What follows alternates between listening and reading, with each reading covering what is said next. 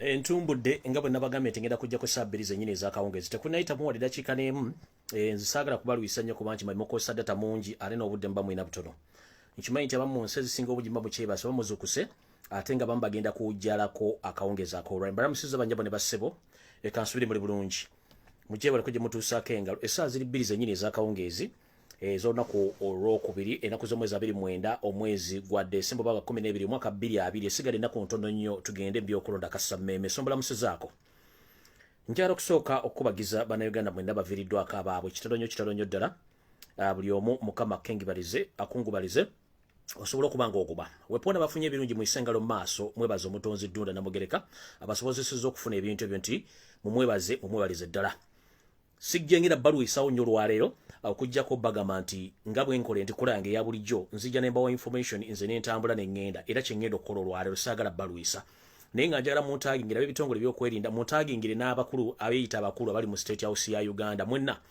njagala muntagingire abantu abali mu state house mwenna abadde mu meeting ya leero gye musembyeyo okukola njagala mubantagingira muntagingira abantu bano wammanga muntagingire Salimu Sale muntagingire Janet Kembabazi muntagingire Abel Kandiho muntagingire Edu Tumwine Muhozi Kanyerugaba Kare Karechezi Yosero Tabaso Mtono wa Karechezi ne Charles Peter Mayiga mubadde mu meeting olwaleero njagala babyo mayi mulowooza mbu mumusinga okutegeera ndabagambe no .com era information efuluma mumwade mulowooza ffe tetusobola kufuna meetings muza kubeeramu so njagala muntagingira abantu abo before ng'obudde tebunnaziba kubanga njagala kwogerako njagala kubategeeza biki bateeseza olwaleero nze nabagamba buli kimu nja kubaabya mpaka lwe munaategeera nti ensi esobola okukola ki esobola okuba nti etegeera information gye tuwa saagala nnyo balwisaayo okujjako njala tutumirako bakyali bange abakola omulimu ogw'enjawulo baagala change mu Uganda kubanga bo baasalawo ekijja kijje njala tutumirako mikwano gyange gino bammanga omu bamuyita Mulondo Robert omulala bamuyita Kakoza Patrick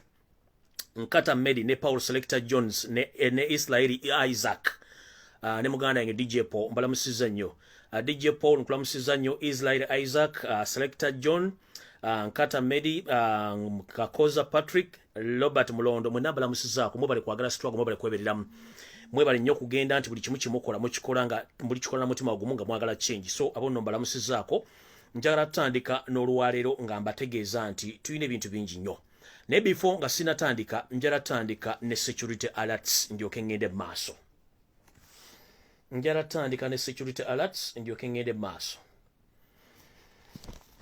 security alerts zino ndowooza nja kutegeeza bekikwatako before omuntu yenna mbasaba na Uganda baagala enkyukakyuka nabasaba lunye ne mbagamba TV eziyitibwa ez'e Uganda omuli NBS NTV BBS Telefine ne TV endala zonna bw'oba oyagala kumanya ebifa mu ggwanga nga bitambula bulungi nnyo n'amawulire matuufu genda ogule smartphone yo teekako MBs zo wuliriza ebintu ebiri ku social media radio stations TV n'abantu bemumanyi mu namawulire mu Uganda bonna bafu okujjako omuntu gw'olaba ng'ali mu campaign trail za Robert Kyagulanyi Ssentamu oyo ayagaliza eggwanga abasigadde bonna bafu emirambo gyafa dda gyasigala kuziikwa wano we njagala ogambira ab'ekitongole ekirowooza mbu kikolera Bwakabaka bwa Buganda ng'ate kifu kizibu ye CBS FM Bulange Mengo eno yayitibwa Central Broadcasting Service yafa n'okuzika ne kuggwa njala kusaba buli munnayuganda yenna amanyi nti oyagala change ngero oyisibwa bumi byensuubulayo toddamu kutwala byamaguzi byo kubiranga ku CBS abako watwalayo bulango abatwalayo business temuddamu okutwala kintu kiba ku CBS kubanga eno radio Kabaka yagivaamu dda yasigala yaba mafia ngeri Charles Peter Mayiga ne ba mafia banna ba FDC bebaddukanya radio eyo so omuntu yenna ng'omanyi nti okyayagala change togeza n'otwala business zo ku CBS FM ne ku Busimai BBS Telefine zonna za banyampi zonna radio ne TV CBS ne BBS Telefine zonna za banyampi temuddamu oba oyagala information genda ogule smartphone ojja kufuna information okuva ku social media kubanga ebisigadde byonna bano banyampi wetwogerera lwaliro CBS FM yaweereddwa obukadde 15 bweddu Government State House through Charles Peter Mayiga ne cabinet etwala radio station eyo nga bayina okuba every 30 minutes oba interval kuba enyimba eziwana NRM wadde mulimu opposition wadde mulimu opposition baba wadde omukadde 15 bweddu bwakukubira omumpembe Yosef Tabasira mutano wa Karechezi obulango no promoting enyimba eziwana Yosef Tabasira mutano wa Karechezi ebate kyali radio agabera amasanganzira ga byabufuzi so kati mukitegeere BBS Telefine ago masanganzira ga byabufuzi eno CBS FM nayo basanganya gabya bufuzi nti bali dolukumba na Uganda nga banyini betabye mu kutunda Obuganda nga bakimenti mu 7 ne banne bagala kusanya Obuganda eyo tekyali TV tekyali radio ngenze mass njagala muntagingiro mukulembeza wa February Kyagulanyi Center mwanzo okuba ina wali nenze njagala bakwisa information ine etegeza bwet olwaleero obansoke na meeting nendo kansoke kino mukama wa February Kyagulanyi Center mngenda kusaba ekintu kimu mu bulamu sikikusabanga ko kubanga nze nkolera gwanga lya kubwerere olwaleero njagala kufukamira sifukamide kubanga ntudde nkusaba n'obuwombefu mukama waffe nkusaba campaign zogenda mu olwaleero oba olunaku lwenca nkusaba n'obugendere n'obuwombefu sepeewo esigale ku mutwe oba otuuse mbantu oba tuli mbantu sepeewo n'enkuuma masasi oba enziiza masasi mwe gye muyita bullet proof Robert Kyagulanyi Center mu kusaba n'obuwombeefu akasepiki kamukuuma mutwe ne muziiza masasi gwe tuyita bullet proof nkusaba n'obuwombeefu taata sikusabangako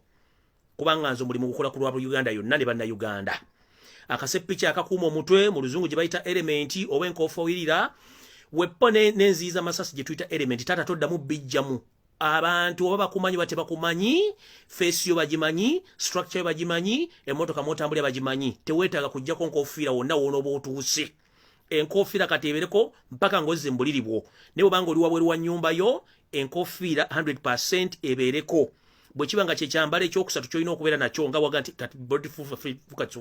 bulletproof yafuuka kyambalo kyakusatu nkusaba bulletproof togijjaako throughout tojjaako nkofiira throughout ekyo kyo nkubuulidde okusinziira ku information ebadde mu meeting eya leero ekyo kyo nkikusaba busabi please element teddamu kuvaako oba otuuse mbantu oba otuuseewa nkusaba element tevaako ekirala mukama wange ngenda kusaba n'ekirala ekisembayo ku bintu bituwe nkusaba ngenda kusaba nti abampembe bano babadde mu meeting olwaleero mu meeting eno ebadde mu State House e Nakasero mumpulirize bulungi zira security alerts Museveni ne banne ne baddamu ne bayisa resolution egamba nti information oba ne bagamba nti okutta kuli inevitable bayina okujjawo to save their future and their properties. In the attendance of this meeting which sat today, Salim Saleh was on phone because he wasn't around. Janet Kataka Museveni, she was around. Abel Kandiho was around. Eddie Tumwine was around. The chairman of this meeting, who was Mohoz Kanyerugaba, he was the chairman. Kale Kaihula was in attendance. Joseph Tabasura, the son of Kareches, he wasn't around, but he was on phone. Kalori Wasanya Charles Peter Maiga, he was on phone in the same meeting which was held today in the State House. This meeting is intended again to renew the assassination plot of Robert Kyagulanyi.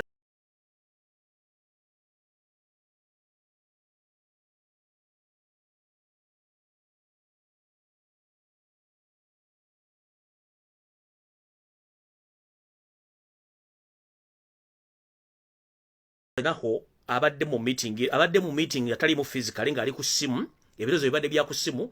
Janet Kembabazi abaddewo mu butongole. Abel Kandiho abaddewo. Eddie Tumwine abaddewo. Muhoozi Kanyerugaba yabadde chairman wa meeting eno. Museveni yennyini oba Yosef Tabasira Ntono wa Karekezi abadde ku simu ne Kalori Charles Peter Mayiga Wasanya abadde ku simu. Ekisiza Wasanya Peter Mayiga kwe kusala entoto okulaba nti balemesa Kyagulanyi okuba ntasobola kuba campaign mu Buganda ngera babadde akikola n'okuba nti Sitaani bw'abanga amaze okukola emirimu gye amala n'asindika obuzzukulu okukola emirimu. Kati Charles Peter Mayiga oli muzzukulu wa Sitaani tolina ky'osobola kukola ku Kyagulanyi lunaku n'olumu ate your days are numbered. I'm telling you, Kalori Charles Peter Mayiga, your days are numbered. Whatever you are doing, I'm informing you, your days are numbered. Go slow in this struggle. Whatever you are planning against your fellow human being and your fellow Ugandan, your days are numbered. Ekyenyiza okugamba kyokka. Ngenze maaso. Bana Uganda mwenna abawangalya mu Uganda bitundu binne benjawulo abagala change. Mungira bawa information and same way iso n'ebitongole ebirala byonna bigenze maaso okuba nti baweebwa pichipichi zino za boda zigenda kubeerako ennyamba za bulijjo okubanga bazitulako abantu babiri. Bano bagenda kuba batambula nga bakuba amasasi. Buli muntu gwe basanze yenna yeefaananyiza okuba nti awagira NOP. So mwegendereze nnyo pichipichi ezo zigenda kuba zitambulirako abantu babiri. Bagenda kuba kuliko abatamanya ngamba b'ebitongole ebyo okuba nti bagenda batuusaako obulabe mu ngeri yonna esobola. Ndowooza ebimutegedde bulungi nnyo. Saagala bibalwisaamu kubanga obudde tulina butono.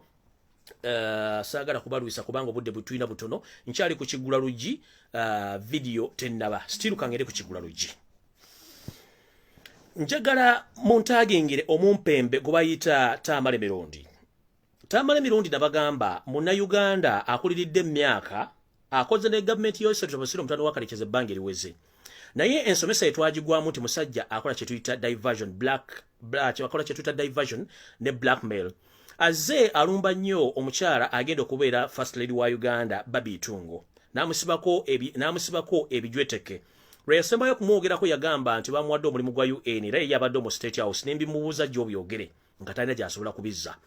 Olwaleero oba okuva ku bbiri mabega alina ekibozibozi kyatambuza ng'agamba nti Babi Itungo mukyala wa Kyagulanyi Ssentamu ambu aspayinga ku bbaawe Robert Kyagulanyi Ssentamu. Kino nno ekibuuzo oba kino nno ekibozibozi bibayita ebibozibozi ebyokwawula mu bantu n'okugeza okwagala okukyawa omuntu amukyayise famire. Tamale Mirundi njala kubuuza ekibuuzo kimu nga sinnagenda wala. Ebbanga lyokoledde mbawulire ne mu intelligence gwagamba toyina intelligence gwe tokimanyangako before Babi ne Kyagulanyi okwagala buli omu yasinkana munne gye basinkana. Ebbanga lyebamaze mu bufumbo gwe naawe kennyini ofumbo obwakulema okumanaginga ne bano abaana bali stede beerabanga bakya oli ali mu ssomero ono muyimbi nga tanayingira byabufuzi balina abaana balina ekibagatta ate buli omu ayina ebintu bibyakola kati gw'osuubidde emboozi yo gy'ogenda okulera busimanyo naabo abega bbaawe bambi ebibuuzo tebigenda kukola sigala mu firimu ye era mbadde mbasaba na Uganda ekyo ekiboozi kyoyo musajja temukiwa makulu yasooka mulimu gwa UN ne tukikuba ne tukimenya kati aleese ekiboozi nti Babi asipayinga kuki ku Babi Wine. That is impossible. Oyo blackmail divide bagala kwawula mu mukyalo ono na bbaawe kitu kijja kusoboka kifu. So mukulu gendo nyonye emboozi endala ekyo tutugenda kigulu lwaleero. Omusajja omulala abamuyita basajja mivulo temutegana nabagamba temuwa makulu muleka firimu yeeyo temutegana mumuleka abeere yeeyo. Kati njagala kugenda ku mboozi endala ey'omukulu gwe bayita Frank omugenzi Frank bambi mukama akwekyo omule ky'emirembe n'ekitangale ky'olubira kikwakire otemekere mirembe. Naye njagala kutegeeza abogezi ba police owa police n'ow'amagye omukyala simanyani oyo mukyala simanyani oyo ayogerera amagye Flavia Byekwanso is it so mama mukyala Flavia Byekwanso oyina mwannyoko oyina sister wo ali mu Canada if I mention linda ko mbalo okulaba wano wait a minute oyina sister wo ali mu Canada if I'm not mistaken let me check here. Oyina sister ali mu Canada fe tuyina buli wamu ekyetaagisa okubanga tukola ebyetwagala wano kubanga information tugifuna linda ko mbalo okulaba obali mu archive yange wano wait a minute wala sister ali mu Canada guloza family za mate tuzimanyi weziri tumanyi weziri opromoting ekintu kyotamanyi she's your sister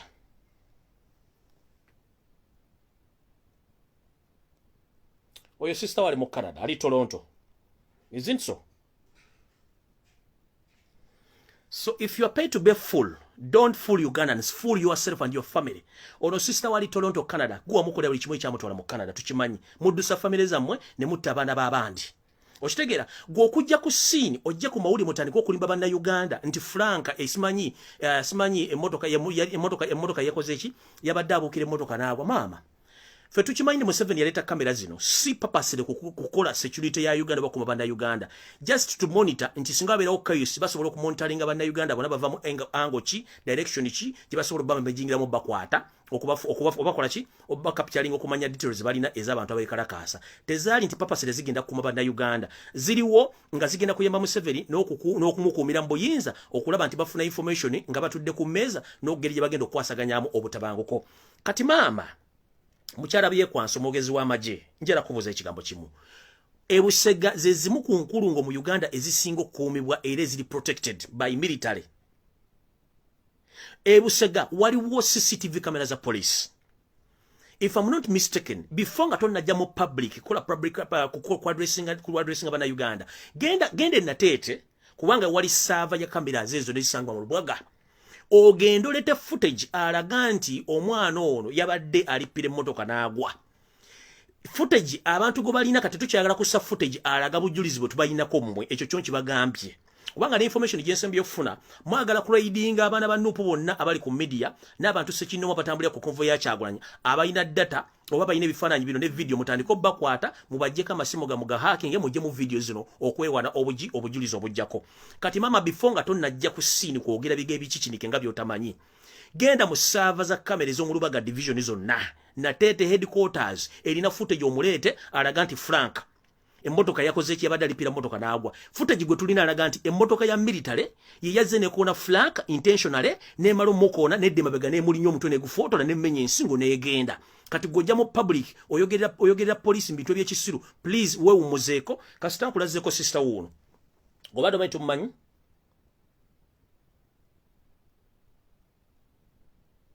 ali Toronto Canada kati byonna mugenda okola Robert Kyagulanyi Center tutandise profiling abantu bamwe mumuloza tutegeera kati gwe sigenda kulwako oli omulala enango muguwe eddalu twamanyi bizibu bye tumanyidde bizibu bye eddalu lyakola tetune kye tugenda mukolera kubanga ne bwajja okwogera ajaga images zaako by'abantu olate muswala Achirafu gwe mwakubye essasi ne mugamba ekigambo kye bayita collateral damage ng'atanali kuba eyali kubyeyo tannakikola n'ayogera ekigambo kye bayita collateral damage n'akyogera ng'alowooza nti we can't get the definition of the word called collateral damage kati atama ekigambo collateral damage kitegeeza bwe kiti nti bwe buvune oba okuttibwa kw'omuntu abyokwenda kwe basobola okuteekawo bo ne bakitwalanga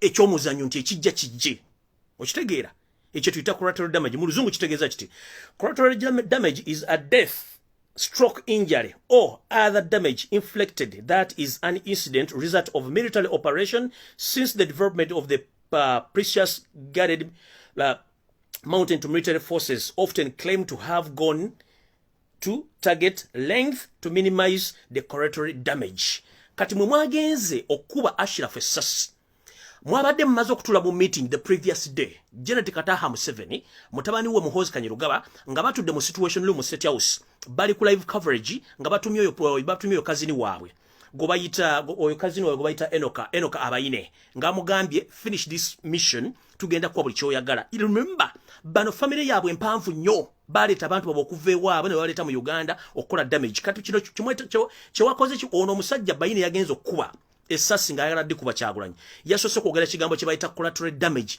nti bo badde beetegefu okukola ekintu kyonna so that ekijja kijje bagenda okukimaliza kati this is to inform the public right now the deployment of military main especially the SFC and military police is not there just for joking. These people are planning again to finish Robert Kyagulanyi Center. That's why they have stationed in each and every area or angle of the city, Mukono, Entebbe, Kampala, Wakiso, so that in case Robert Kyagulanyi is finished, they are ready to control the population. That is their mission. So, Goebuze Museveni right now, how do you deploy military in each and every corridor of Uganda without a mission?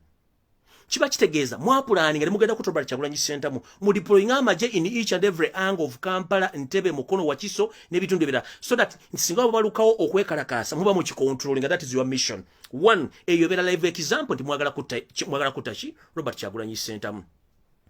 Sijja kubaluwisaayo ndooza kambatwale kansokeera malirize n'ekigula lugi kino kati mukulu Muhoozi Kanyarugaba ne kampu zammwe omanyi mwekubya nnyo emizimu egitali gya famire zammwe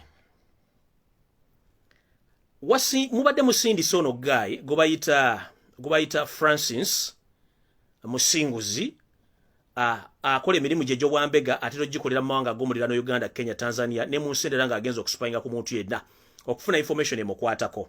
Omwami ono mbalaze emisana y'ono gobadde basindise wano nti ajja anoonyenze oyo kati Francis Musinguzi mukulu mission ekirungi bagisazizaamu ne mbalina kuprofiles eddanga nakufunye edda ekyo bwe kitabamalidde abatabdoza batannamwetegereza y'ono omwami kamubalage wano bayinza okubuuza baluza uyo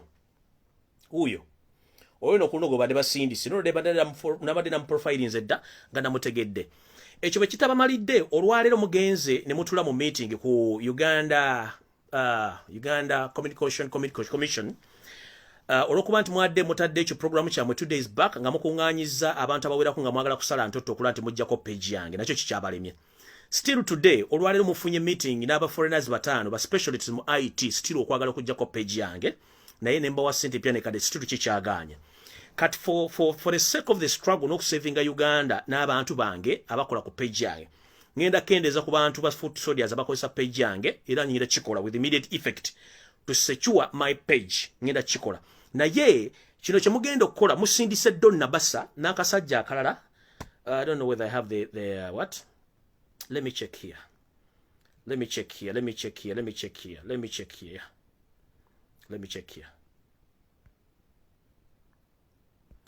Ebifana njabiri wawedda. Musindise Donna Bassa n'akasajja akalala kabadde kali majege Somalia ga Uganda gakuuma eddembe. Batandika okutracking ani akozesa page ya Lumbuye mu Kampala ne mu Uganda yonna. Please, you are wasting a lot of time. And this is to inform the public. Bobo manyi nti obadde ogoberera pages no wammanga zonna nga ziri Uganda nga bazi hackingako. Ne bakugamba nti eno page empya ezze nga ya struggle. Please you following. Mu unfollowing pages zonna enkadde zaali za kola ki ezaali za hackingibwa. Omuli olujjuliro lukadde mu unfollowing. Omuli Map Media enkadde mu unfollowing. Omuli Ghetto TV enkadde mu unfollowing. Owulira? Ezo pages zonna ezaali zawambibwa nga bazi hackinga zonna nga mmanyi bazi hackinga. Mugende mu unfollowing. Temuddamu okutuusa baba wadde Ghetto Media TV weri empya. Ghetto Media TV weri empya mugifollowing. Ne Ghetto TV enkadde yawambibwa please mu unfollowing eyo era muleme kubuzibwa kubanga bali bazikozesa okwagala okudivertinga abantu mwakirabye jjo. So unfollow all those old pages. Yose tubasira ntano wakale kizi yatwala mugende ku pages za fempya zibabaterawo zemba mu followinga ekyo nakyo nkimaze. Kati mukulu gwa yagalo ku hackinga page ya Lumbuye ndozo gwandi nunye ku bugoro temujja kusobola. Ekyo kizibu nnyo. Kizibu nnyo. Ne munakwata omu kubenkozesa nga ali Kampala oba atambula. You can't even enter in my page, you can't. Ekyo mbasibako ne sente. UCC ne bondo kwate kizimbe ekyo kiri yawe bugolo byokulirana kufi okulirana gundi agowa no kiwunzika boti tosobola kwata page yange. Nkiddamu UCC opposite agowa ne bokwata kizimbe kya mwecho no kiwunzika boti ekiri wansi ne kidda waggulu. You can't hack my page. This is the first lesson. Museveni obumba tutu bwo ne bannammwe batasoma balooza nti basoma mwina degree mwasoma IT. Let me tell you one thing. You can hack and take all those pages, but you can't take their followers because they need change. Whoever deceives you to spend billions of money hacking Ghetto TV, Olujuliro, Map Media, Echoto, and other platforms of change, you are wasting a lot of time. Because you hack, you buy the pages, but you can't buy the followers who need change. Please, mufune capability or capacity eroza mbongo bwamwe. Why do we spend billions of money in hacking or buying off those pages? Because you can't hack followers, you can't hack supporters of Nope. They will stay there. So that means the muina common sense. Church soka. One, when ngambo hacking the Ghetto TV, no spending a billions. Nenga abawagizi ba Nupu toba tutte kubanga tojja bagula tojja bakinga bongo. No hacking olujuliro no gambo olututte ko balemesa abalugoberera olujuliro bajja sigala kubanga bote bajja bagula. No hacking ekyoto mbo kitutte nakyo kitutte abagoberera ekyoto tebagenda kuvaako kubanga baagala change.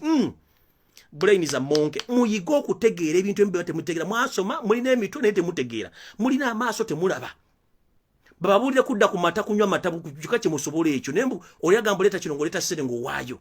Right now kati nembuzi mwade bujiwadde emitwala 3.5 mbwe jjo ane kole survey mu Istanbul. Nze bankolako survey. Nze tusobola kunkolako survey. Nze kenyini ndi survey kati atonkoleko survey. Nze kenyini ndi survey. Kati atonkoleko survey simaye jensula, jendira, jentambulira, taxi zenninya, simaye wolokoso bibi ya kisiru nnyo nabagamba wante musula kimu bajja nabako tabasene bisoboza bisule mu toyo maka ngende ku mboze entufu. Sijja kusobola bana abasajja abasiru.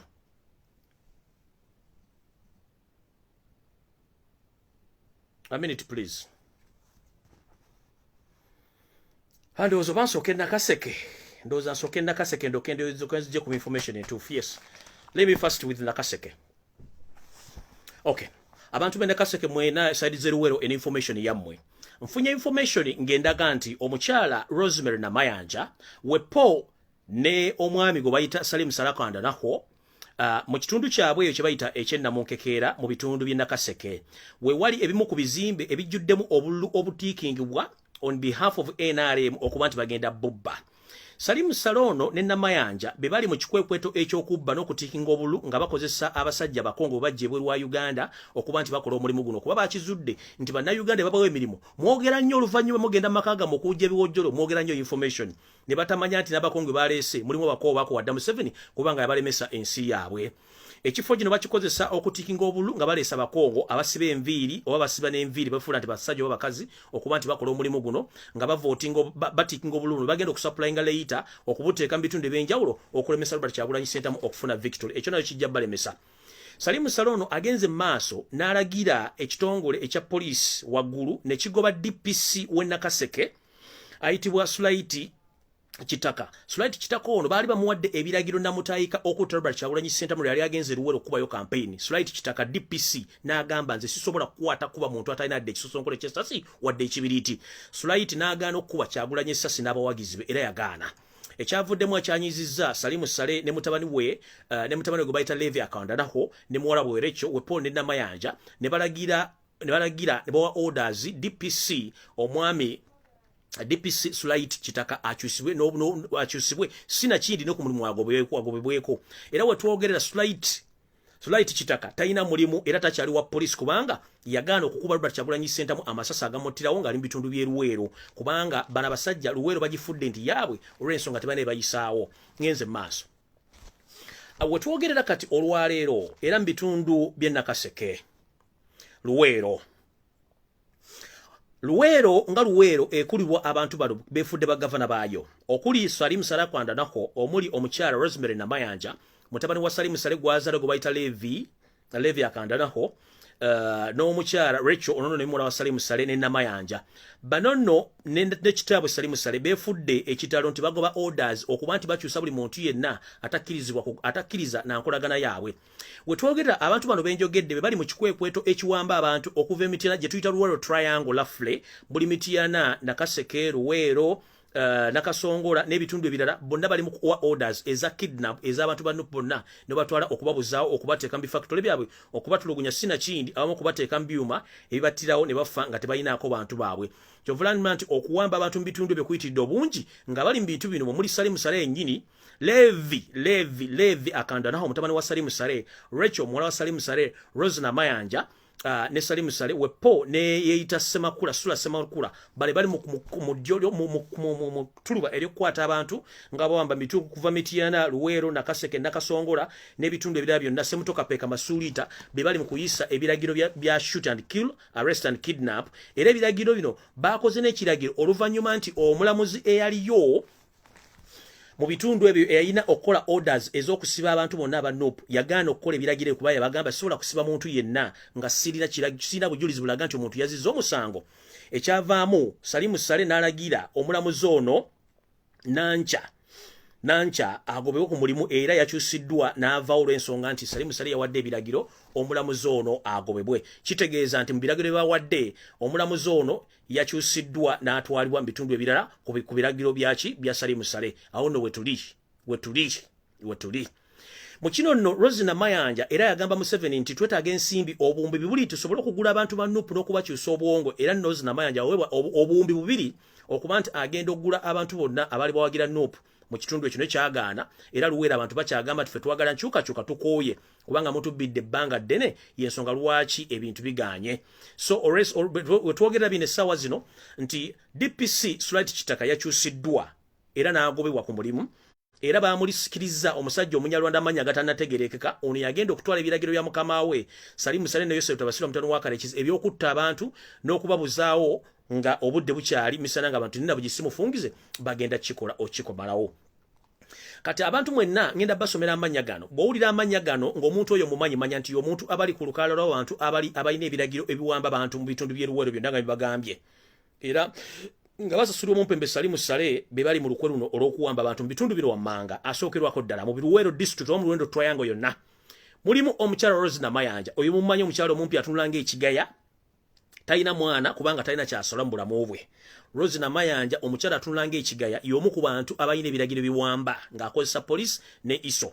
Omwami gwe bayita Sula Semakula ono yeyita Sula Serunjoji ono nno munnamagye eyazirwanako yali atunga engoye z'amagye ez'ebiraka kuba n'ekitabo yakubanga biraka ono yomu ku bantu abo kuliko ne tough owekapeeka amanyi tough not tough amanyi tough ngono wekapeeka mumanye nti yomu ku kibinja ekiwamba abantu ne bababuza ono batwale kapeeke wasali musale na munkekere wasali musale okubalisa kakanje n'okubatta kuliko kayiza naye wekapeeka beba mu ku bantu abali mu kobane eryokola ki eryokuba nti bawamba abantu mu bitundu ebyo kubanga abatwala so mubategedde abantu abo nziramu Rosina Mayanja Sula Serunjoji Tuf owekapeeka kayiza nga naye wekapeeka bano bakulemberwa mutabani wa Salimu Sale gomba gambi gobayita Levi akandanaho ne muwala gobayita Rachel bano bakomandinga amaje gonna agali mu bitundu ebyo kyokka tebasoma nko wadde okuba essasi wadde okwambala ekyambalo kyonna ekikola nti bannamagye okusinzira ku bintu nga bitambula mu Uganda. Ndowooza ekigula lugi kiwedde bulungi kati video etandise bweti.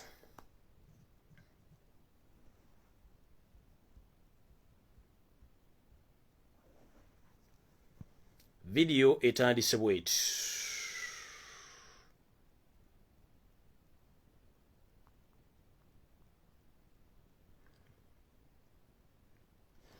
Video etandise bweti. Mu mateeka agafuga eggwanga Uganda n'ebyokwerinda tulinamu ebitongole ebimanyiddwa nti byo bye birina okuuma omuntu wa bulijjo n'ebintu bye. Mu bitongole bino mulimu ekitongole kye bayita Uganda Police, mulimu ekitongole kye bayita Uganda People's Defence Forces UPDF, mulimu ekitongole kye bayita Uganda Prison Services. Bye bitongole ebimanyikiddwa mu butongole ebikolwa emirimu gy'okuuma bannayuganda n'ebyabwe. Ne Museveni bwe yajja n'atekawo ebitongole bino wammanga yatekawo ekitongole kya ISO ne CMI ne ESO era ne biteekebwa mu UPDF Act by'omwebiri. Naye waliwo ekitongole kye mutamanyi ekikola emirimu egy'okukyakala n'okufuga n'okutwala eggwanga mu buntu obukyamu ekitongole kino wammanga. Njagala osooka obbaga ebitongole bino mbitegeere. Eno message njagala egende eri abapoliisi, eri abamagye, abamilitale. Njagala bagamba ekituufu ekiri mu kino wammanga. Tugenda mu lutalo mukimanyi bulungi nnyo. Museveni Yosef Tabasirwa mutamu wa Karekezi yateekawo ebitongole ebibye ekice ekyaba bandit nga ne mu constitution ya 1995 tekiriimu kyekiriwa. Museveni mu kusooka yayina ekitongole kye bayita PGB. Abatakimanyi ekitongole PGB kyekyali egaali amagye Museveni ge yeeterawo agamukuuma ye ne famire ye. Oluvannyuma agenda okulaba nga amagye gatandise okubuuka ne yeeterawo ekitongole kye bayita Special Forces Unit oba kye bayita SFC. Kibaita special force command na kiteekawo. Ekitongole kino kike mu ssemateeka wa Uganda temuli mu kitongole kibaita SFC tekiriimu. Nkiddamu mu ssemateeka wa Uganda temuli kitongole kibaita mu yakyabyako kibaita SFC. Kino mu ssemateeka wa Uganda kitegeeza ekitongole kiteekawo ng'ekyaba bandit ababbi abali mu kutulugunya eggwanga nga ne constitution tekimanyi. SFC efuna omusaala gwa njawulo nnyo okuva ku magye ga UPDF n'okuva ku police ne military. SFC ejjuddemu abagwira ebitundu 9 ku buli 10 be bakola mu kitongole kino. Balina olukusa olukuba n'okutta. Balina olukusa olisiba omuntu nga tebana gobebuzizaako. Essaawa zino UPDF, police ne military babajjadda mu service ekitongole kino ekitamanyiddwa mu constitution kye kituwala emirimu gino. Kati njala bategeeza abamagye ne police. Eyabalula erabika esiiridde. Buli munnayuganda yenna njala kugamba ekigambo kino mu kooti mu mateeka tukimanyirunye nti omuntu yenna eyeeyita nakigwanyizi oba impersonator guba musango gw'amaanyi. SFC mu mateeka ga Uganda teriiwo era buli agirimu mbukyamu kubanga ne mu ssemateeka 1995 mu UPDF Act teriimu. Terina weragirwa mu constitution wadde nti mweri teriimu. Kitegeeza ki buli musirikale gomulaba akutte mundu nga siwa police siwa UPDF gomumanyi oyo musajja si munnayuganda mugwira ne bw'omutta teri agenda kuvunaana. Nkiddamu ne bw'omutta teri agenda kuvunaana kubanga baliwo mbukyamu. So UPDF, the Uganda People's Defence Forces, it's high time for you to act to save Ugandans before it's too late, because constitutionally SFC is nowhere to be seen in the Constitution of Uganda. They are just a bandit. There's a group of bandits which was formed in 2009 to Yosef Tabasirwa Mutanu Wakare to protect his family and his properties. That's why these days those people are paid more than you You are there in the barracks seated. You don't have guns. You can't even do anything to protect Ugandans because Museveni created himself. He created his own forces known as NSFC, which is not even known in the constitution of Uganda. These people are well paid on the taxpayers' money. So please, UPDF, njagala kubasomesa abana Uganda mutegere, chetuyita obuvunanyizibwa bw'amagye ga Uganda na biki bakola musoke mutegere nti eno si UPDF, eno SFC yekola ebikola bino. Ngenze maaso. Kiche bayita UPDF. Emirimu gy'erina okukola gye giruwa. 1. The assignments of UPDF to protect Ugandans' interest at home and abroad, providing safe and secure environment in which all Ugandan citizens can live and prosper. Omugaso gw'amagye ga UPDF kwe kukuuma Uganda ng'eggwanga n'ebigendera byayo waka n'ebweru wa Uganda. N'okukuuma bannayuganda, n'okukuuma obutonde bwa Uganda ne bannayuganda n'ebintu byabwe n'okweyagalira mu nsi yaabwe. Mu ebikolwa amagye ge mulaba essaawa zino, ekyo kye kimu ku bigendera bya UPDF nedda. Ebigendera bya SFC yebikola. Eyo si UPDF. Ngenze maaso. The mandate is to derive from the Constitution of the Republic of Uganda, that is 1995, as amended in the accordance with the Article 208 and 209. The Uganda People Defense Forces, that is UPDF, is established and mandated to carry out the following functions. Tugenze maaso.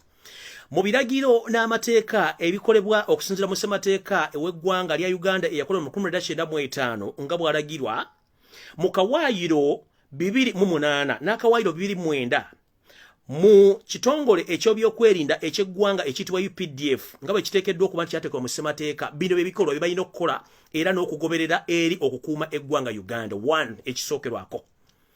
UPDF is there to defend and protect the sovereignty and the territories and the integrity of Uganda, ensuring non-inviolability of people and individuals' rights, the rule of law, and good governance. Do you copy?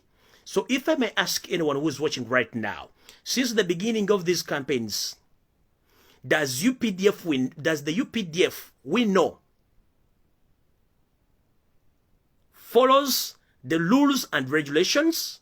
No, because this is not UPDF, this is SFC, which doesn't follow rules and regulations. So, bawulira ekintu kino nti amagye ga UPDF galina okukuuma obwetwaze bwa Uganda, borders zaayo, n'okukola obukisoboka kyonna okulaba nti tewali buvuyo bwonna buleetebwa ku munnayuganda, n'okukuuma obwebange bw'abantu kye tuyita rights, n'okukuuma amateeka eri bannayuganda bonna. Njala kubuuza, UPDF oba gye baga nti UPDF yekola ebintu bino, kitegeeza bano abasajja batamanya ngamba ba bandits tebaasoma constitution, babateekawo SFC kubanga kitongole kikuuma Museveni ebintu bye okukola obuvuyo okutta bannayuganda, obajja ku rights zaabwe n'okumalawo okukola obutabanguko. Njala babuuza, emmotoka ezitambula zikuba tear gas eza police, ezo si ba police balimu, eyo SFC. Emmotoka za police ezigenda zikoona bannayuganda, ezo siza police, emmotoka za SFC bazivuga kubanga police bagigoba dda. Police eri mu byebomboola ebya bbulu n'ebyeruyeru, eyo SFC si police. Police eyaffe gye tumanyi ye police eyambala kaki, naawe gw'osobola okwambala ku ssomero oba kaki ze twayambala nga tukyasoma ku Nabagereka primary school, eyo police. Kati bano gyonna military gye mulaba yonna bagifudde SFC. UPDF bagiteeka mu barracks eri eyo basiika binyeebwa na kugoya kawunga. Bana bakulu bateekawo be bali mu kukola ebikolo biro okusinzira okutibungula bannayuganda. Ngenze mu maaso. Omulimu ogwokubiri, UPDF is supposed to collaborate with the civilian authorities in the emergency situation and in case of natural disaster. Muwulira bulungi. Bakugambye nti ekitongole ky'amagye agakuuma eggwanga ekya UPDF kirina okukolera wamu ne bannannyini nsi be baffe bannayuganda, ebitongole ebirala byonna ebya Uganda mu biseera ebyakazigizigi n'ebiseera ebigwata biraze oba natural disaster, ebintu ebigotobereze ebyobutonde. Njala kubabuuza, ebiseera bye tulimu byakazigizigi, UPDF ejjero tuga nti lyaffe likolaboratinga naffe? Nedda, kubanga baali sibako liri mu barracks. Museveni yateeka amagye agagaba bandits agamukuumira mu buyinza. tugenze maaso. UPDF is supposed to foster harmony and understanding between defense forces and civilians. UPDF bagigamba nti eteekeddwa okuba nti emanyi era yeyina okutegeera okukuuma n'okuwa ebiragiro n'okuleeta bannayuganda okubanga bali wamu nga beekuumidde mu nsi nga tewala batawaanya. Ekyo UPDF kyekola nedda. UPDF bagijjawo, waliwo SFC, UPDF tekyaliwo. Katugenda okulwa n'abantu abatali mu constitution era nga tumanyi kye tugenda obbakola. Ngenze maaso. Engaging in productive activities for the natural development. UPDF eteekeddwa okuba nti ekola emirimu egigasa eggwanga ne bannayuganda okuba nti bakola ebintu ebyongera eggwanga maaso. Babikola nedda. Ngenze maaso. Ekitongo issue eyokuna. UPDF is supposed to ensure the endurance to the furtherance of international obligations. Ensonga eyokutaano. UPDF is supposed to ensure the continuation and the strengthening of the defense forces that has respect the human rights. Bakugambye wano ku nninga eyokutaano nti ekitongole ekya UPDF kiteekeddwa okuba nti kigoberera ebiragiro n'amateeka okukuuma bannayuganda n'eddembe lyabwe ery'obwabange nga tewali gubalumiza okuggyako okumukuuma okumutangira ebintu byonna ebijja mu maaso.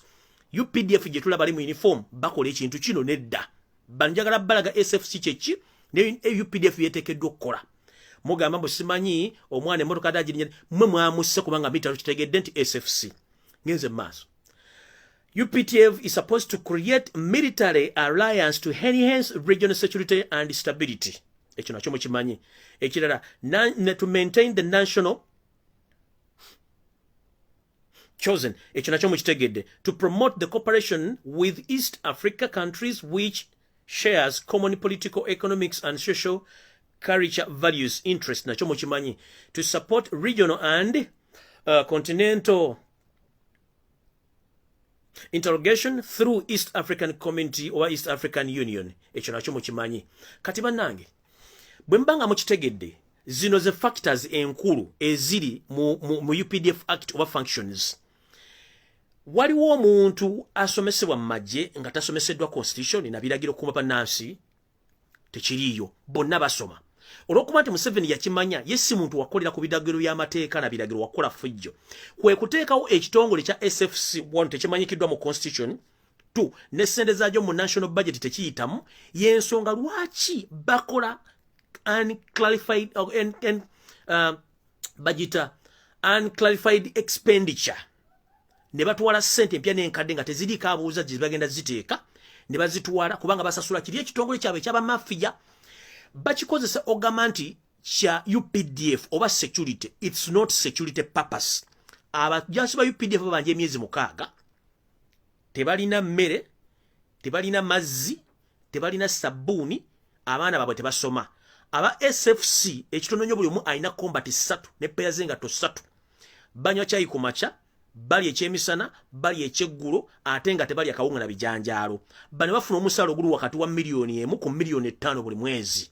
Aba SFC bano bafuna ne leave ne bagenda babeerako mu family zaabwe ne babeerayo emyezi 2 ku 3 kuba bakolera mu shift. UPDF mwe basibira mu barracks ng'ebikonge mutemugenda kuva mukola muri muki enensi yammwe. Sente zonna eza classified expenditures bakozesa sente zina kubeera nga za UPDF ng'eggwanga. Kati ono yateekawo ekitongole kiki ekimukuuma ng'asuubira kubanga Museveni alina kye tuyita forecast oba foreseeing n'amanya nti mu bbanga bwe tibajja kuba banguddemu. Kati n'okuteekawo ekintu ekisobola okunkuuma. Museveni exactly he knew that as time goes on the Ugandans will wake. But Ugandans, at the time when all Ugandans get awake, he should protect himself and his family. That's why he created SFC, to protect his properties and his family and his colleagues in Uganda. Kati kyekiriwo. That's why buli wolaga waliwo SFC. Bali balina kwekuuma na bintu byabwe kubanga tebali tabakyesiga gundi UPDF. Olw'ensonga bakimanya UPDF bawandiika mu magye gokka g'abanna Uganda. Eno special training ya SFC tebagikolera mu barracks zino ezaffe zitumanyiddwa. Balina special trainings ezaabwe. In fact bagenda ne abroad mission bagenda ba training. Njala kubuuza on average magye ga UPDF meka abagenda for special training and special education mu Uganda right now since the introduction of SFC and bameka babagenda for further training bonna bagenda India abagenda mu America China Russia wabona ba SFC bagenda nga application zibaina za UPDF but with the time olumala okudda nga bayingira direct mu kitongole kya Museveni kile kya bandits kitegeeza ki ono musajja teyajja kufuga gwanga yajja kuli badikaliza nga alina ekitongole kye kyamaje kiyateekawo ekya SFC wano wetugenda ogendera mu battle nga mmaze okukwata mu kalulu mwebuzaabuza amagezi tumaze by identifying ati SFC si majega gwanga majega Museveni aga bandit giyateeka mu constitution. The moment the constitution doesn't know you, you are gone. So UPDF, Uganda Police Forces, it is high time to act with immediate effect to save Ugandans. Whoever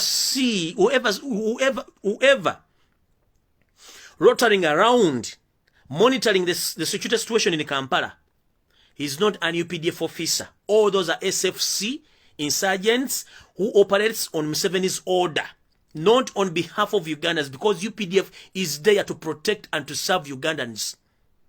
But does these people protect Ugandans?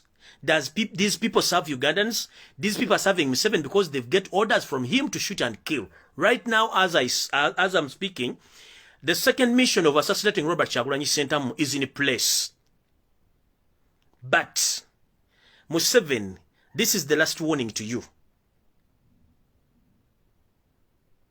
Last time I told you that assassinating Robert Kyagulanyi Ssentamu is a blank check to hell. Obukulwawo kwa Robert Kyagulanyi Ssentamu okubeera mu nsi bwe bulamu bwa famire ne bazzukulu bo n'abaana bo. Bw'ogamba nti gwe mutabani wo omugu w'ensimbu Muhoozi Kanyirugaba asala ebyayi mu mpale mbu naye aduumira magye ono njagala gye mu public atubuulire Sandhurst gye yagenda okusoma gye yali alonda up ebweru wa barracks yasoma yali specialized mu ki.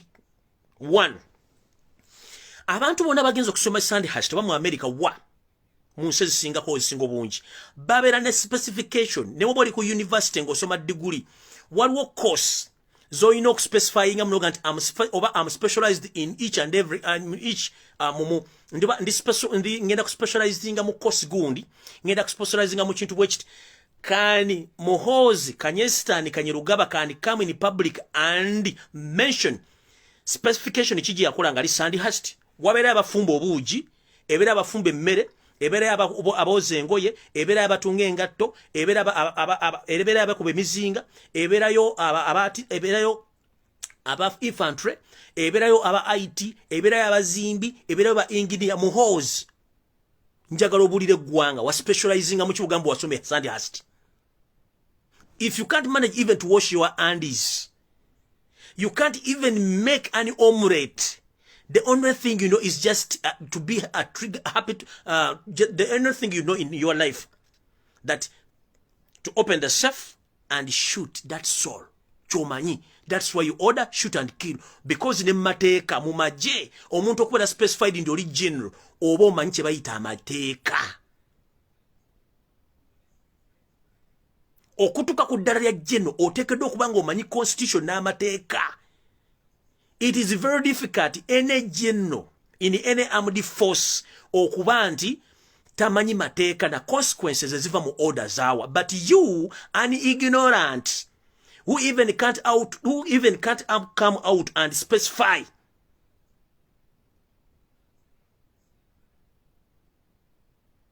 your profession in the training which you went through in Sandhurst, then tufugibwa bimenke ebitalina specification muki. Genda obuuza abantu abalina degree kuba tolina degree. Omuntu bw'agenda okukola degree batukeesa baga nti mugenda kukola coursework naye olina okuspecify nga kiki ogenda okugukamu wakugukamu kimmaje. Tolina kubanga you are empty head, omutwe gwo mukalu. Tolina ky'osobola kukola mu nsi, tolina ky'osobola okumikintu kyomanyi just oli trigger happy. Omanyi shoot and kill kugula safe ya mundu kuteka masazi na kuba kyokka kyomanyi tolina ky'osobola. Omuntu amanya amateeka in such a situation right now as we are in Uganda, you can't order the shoot and kill.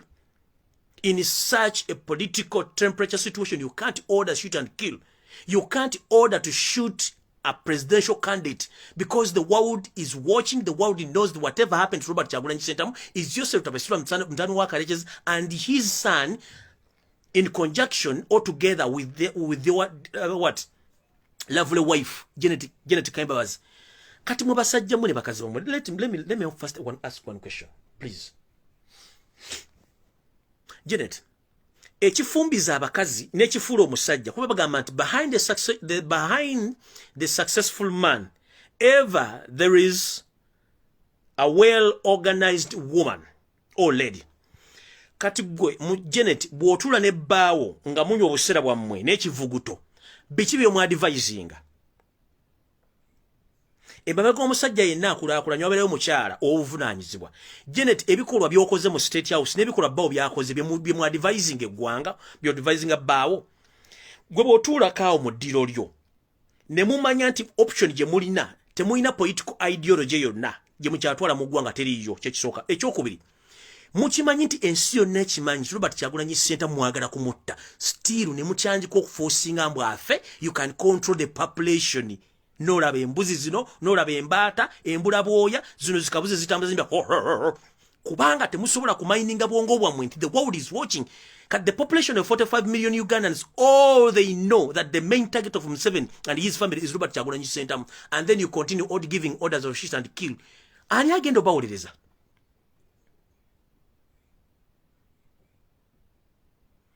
Ani agenda obawuliriza? Nze kyesooka obabuuza just a simple question. Ensi yonna ng'oggyeko Uganda emanyi nti Robert Kyagulanyi Ssentamu is a target. Who is targeting him is Museveni and his family. And still you continue to give orders of shoot and kill. What if Robert Kyagulanyi Ssentamu loses his life? Who is going to be blamed? It's you. Why do you put yourself in such situation whereby mugenda facing consequences n'abaana bammwe mwenna bagenda kusanyizibwawo? Saddam Hussein made the same mistake. Muhammad Gaddafi made the same mistake. El Bashir made the same mistake. You too. You don't listen and you don't learn from what? From the experience of the previous experiences. Era na muchi ensi na Uganda yona ne babuza akana akato. Ne okabuja ani agala okutta Kyagulanyi akana kagenda kugamba Museveni oba muhoji kat if a younger kid of 2 to 3 years, if you can ask him or her who intends to kill Robert Kyagulanyi Ssentamu, the kid will tell you Museveni oba muhoji. So if the public knows, still muchatula ku table ne muga omusajja tumutte. Kubanga nze nkimanyi the moment mu military tuna kye tuyita withdraw. If the situation becomes worse, mu kye muyita waswa, then we withdraw. Ochita, we withdraw. So that withdraw. Now the world knows that you are targeting Robert Kyagulanyi Ssentamu to kill him. You need to withdraw programs to continue n'akalu to bakaba kube muveewo. But the programs of killing Robert Kyagulanyi Ssentamu ziri known. Bungereza ezirina, ensi yonna ezirina, State Department ya America ezirina, CIA ezirina, American Embassy erina files buli kimu n'abali mu mission. Kuba the mission is between you Museveni, Muhoozi, Janet, Salimu Saleh and Eric Tumwine. You are just 5 figures. Abali mu kutagenda Robert Kyagulanyi Ssentamu kuba you are going to control the public. Which public?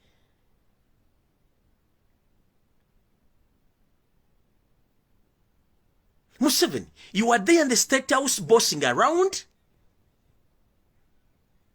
talking nonsense with your wife in bed, plus your mad son Muhoozi, without knowing that the public is watching and the entire world is watching your movements. Let me remind you this. You are there busy abusing Baganda in State House. That we cry like babies, we can't do anything in such situation. 2 days back, I warned you, and let me warn you today. Janet Museveni never know. Mwaja mu nsiko okuyingira ensiko. Ngalo babuza ani yalwana kubanga records nzirina nazifunye zonna. Nobody of your family, nchidam, nobody of your family lost his or her life in that battle. Abantu abawamba Uganda bali baganda. Abantu abakuba emundu abafira obulamu bali baganda. Janet, can you come publicly and identify any relative of yours who lost his life during the Guerrilla War of 1980? You said to Habur, the son of Coverage. Can you come in public and tell the people who among your relatives who lost his life in that battle?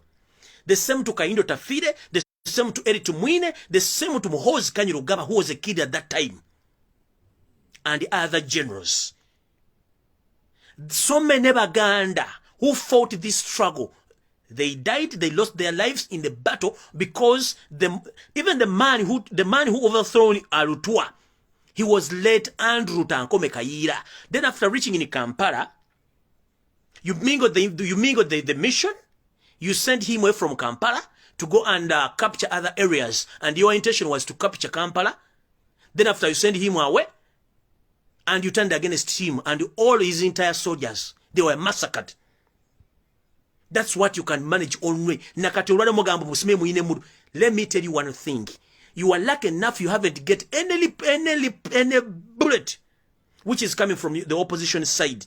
Mbabulya omuganda yakube mundu okujijja eruwero ogiyisa ogijja eruwero ogiyingiza Kampala nogifulumya Kampala ogituusa Arua guluwa yali muganda. Oyo gomugamba nti musiru yasinga okwagala peace. Gomugamba nti musiru yeekyawa. Kumwe mwenna bali mu kubologa essaawa zino. Tekuli yafiirwa muzzukulu wadde mwana we baali baganda.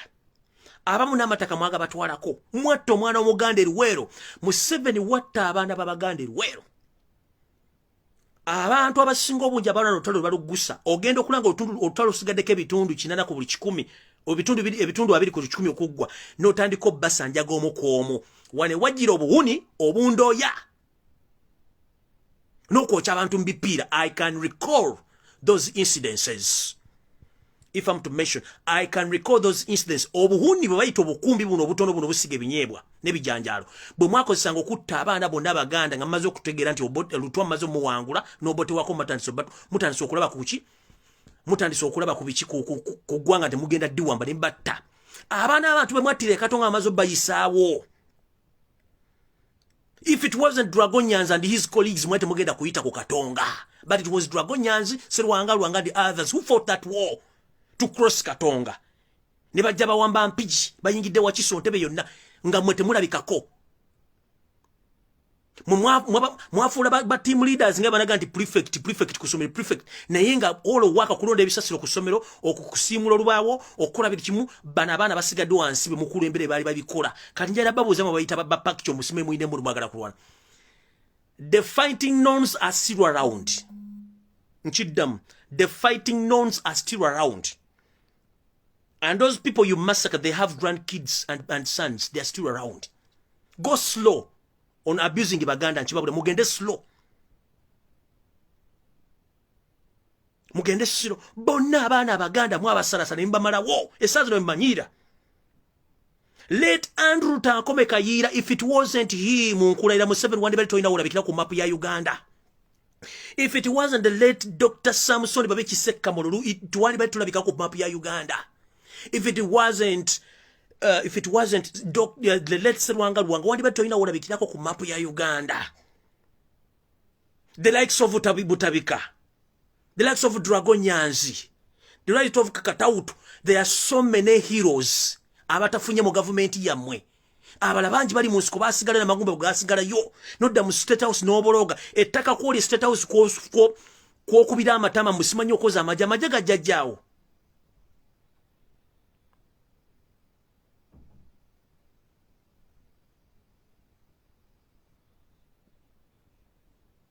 You think we can't hold? You think we can't fight? We can fight. Because we have skills. And we think before we act. But for you, you don't think. The moment you wake up in your bed, shoot and kill without thinking.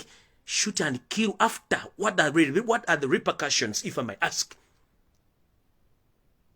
We are in intensive campaigns right now. The world is watching. Change is coming. You are ordering to kill Robert Kyagulanyi. Do you know the consequences? Do you know the consequences with your wife seated there bossing around? You are in that state house because of Ugandans, mostly the Baganda. If it wasn't Baganda, Basoga, Banyoro, wandibadde toliwaawo. Gwalowooza mbogenda kutta Kyagulanyi olwaleero. N'otunuulira omuntu let me tell you this. Omugenzi basudde ali musajja mugezi nnyo. Yabagamba bw'oba wasawasa nju yalina vision. Because tukizudde lunyi abantu bonna abayita amannya g'Ekiganda bonna mponga byoya si Baganda. Bonna si Baganda bulugolangwa aleekana bonna teri muntu Muganda amanyi history wa Museveni ngeri gyamuyamba munambonyabonyesa zino nasobola nga awagira Museveni taliyo mubanoonyerezeko omukuomu mbawadde task. Teri muntu ayitibwa Muganda original nga Nakabala awagira Museveni sawa zino taliyo. Bonna mubanoonyerezeko history yaabo bonna bagwira wadde beyita amanya g'Ekiganda bonna bagwira. Bwe basi bagwira gye emisajja bajja bazaala mu nsiko mpaka olwaleero bonna mubanoonyerezeeko nze mbabuulira. Kati nze nkubuulira ekisembayo muganda wange gwe kyotamanyi.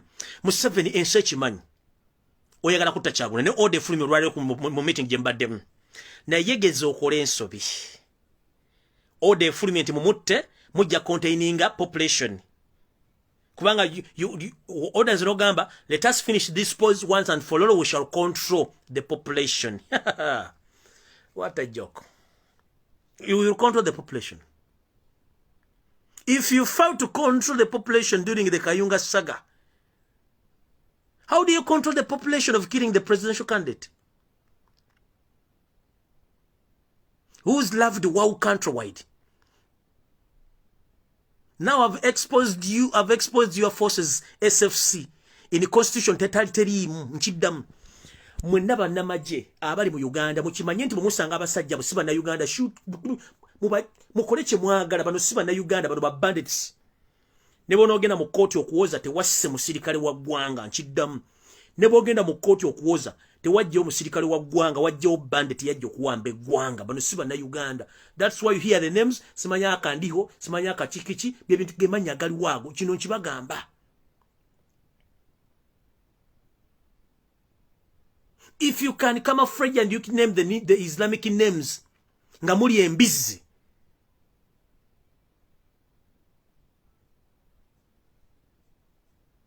if you can nickname yourself that you are Christian, mune muwala wa ina church, musabisa embuzi n'embaata zonna ezijja mu church, ne mugamba Yesu yeebazibwe, Mukama yeebazibwe, naye nga muna safe house mumutira aba ne mugenda mulambulako bameka bwe musse. The hell is on earth in Uganda, led by the current Satan, the wife and the husband, Yosef Tabasura, the son of Karikis, and his wife, Janet Kembabas. Muina church bawalaba mu ne batame bana church. Katoga Mukama yeebazibwe nga mukimanyi ennyumba ko mutudde mulimu ebirambo gy'abantu gye musala buli lunaku. Ene message eddako. Njagala mukimanyiro nye. Ensonga lwaki Museveni yagaana okuzza enjole oba omulambo gw'omugenzi Idi Amin Dada kubanga Museveni yakimanya.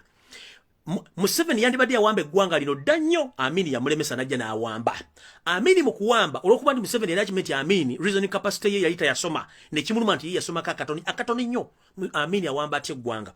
Museveni n'atandika okukola ebikolobero ebivumisa Idi Amin Dada nga bagenda ne batta abantu ne bawamba abantu exactly byokola kati olwaliro baabikola dda. Lwakuba nti kino mbadde temukimanya abula mukirabanga kipya. Whatever is taking place right now happened in the history of Uganda since 1960s, 1970s, 1980s, right now bicha happening kubanga bana bajja okukwata siba na Uganda. Tosobola kukwata mu na Uganda munongo kimenti muri byabufuzi ni politics, everything is possible. Mukitegeera. So mukulu ekirala kakano ka plani kamwe. Kakano ka plani kamwe tukategedde.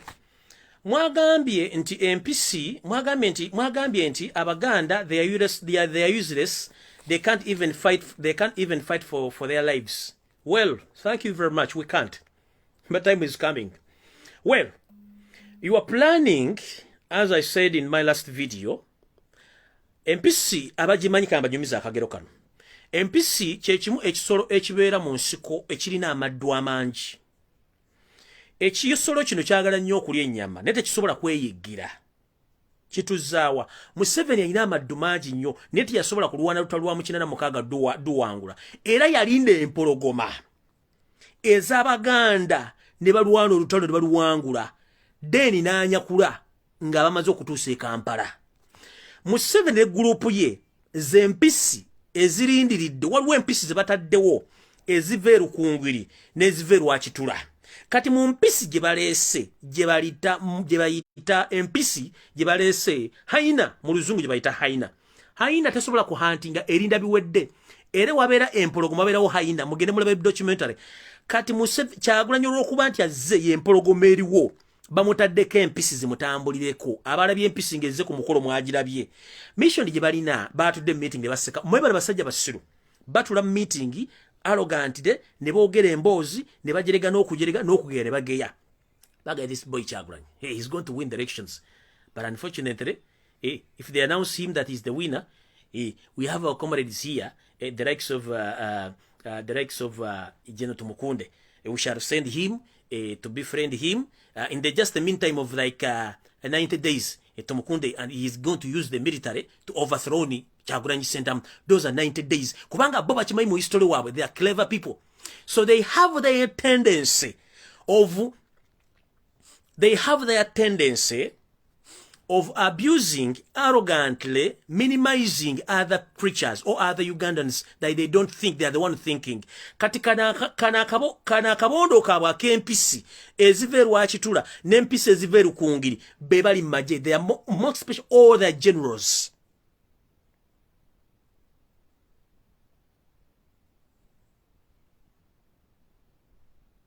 All their generals, they sit, they discuss how to kill and how to abduct the power again.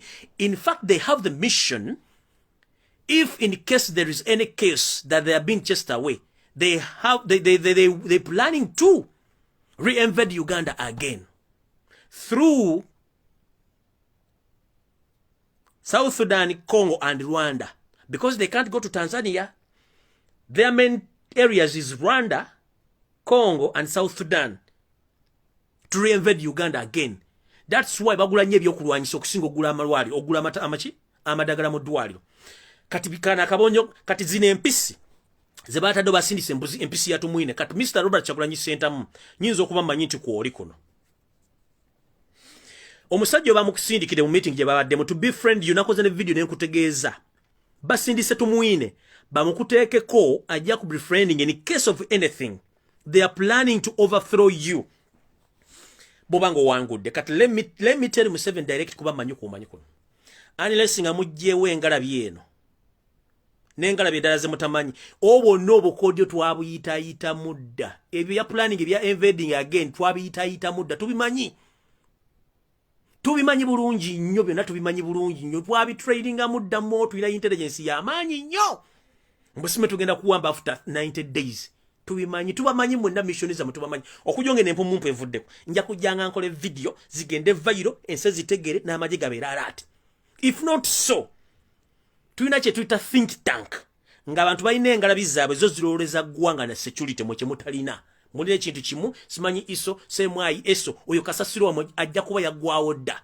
Re-invading Uganda or overthrowing any government after your government Museveni in 16 days from now. Kijja kuba kizibu nnyo kubanga there are so many things we are going to be changing within the 6 weeks. Within the 6 weeks, Uganda egenda kubeera nzibu nnyo to any traitor okuddamu ganti ogenda kuwamba obuyinza. Kubanga Constitution 1995 agenda kusazibwamu yonna betyu. Bwe tumala kusaza mu Constitution ya 1995 tulina ekya tugenda bakwata musigenda kyogera n'okumpewo kubanga kyange security tubimanyi tugenda bikola. But to mention the few, mwe mwakola ebintu byamwe nga muli bayayi ne muddira abanani Ugandans ne mbawa ebintu by'obyogere bya Uganda n'osanga Omusomali alina passport ya Uganda, Omweriti alina passport ya Uganda n'endaga muntu, Omusudani, Omukongo, Omunyarwanda, bonna ensimu gifudde kiddukiro ky'aboononyi kubanga mulina mission ez'okubakozesa. Kati njera babulira the passport ya Uganda yali eri among the 100 most respected passports in the world. Nchiddamu. Passport ya Uganda yali among the 100 most respected passport over document, travel document in the world. Right now, nemu 100 terimu, nemu 200 terimu. You can go to any embassy, you ask for a visa. Bajja kusaba bintu batasobola kulebanira kusaba ekijja kya jjajjawo okireta ofune visa. Because of mwayonona passport yaffe, mwayonona travel document ye mwagifula kyakuzanyira ku bulimbwe girina.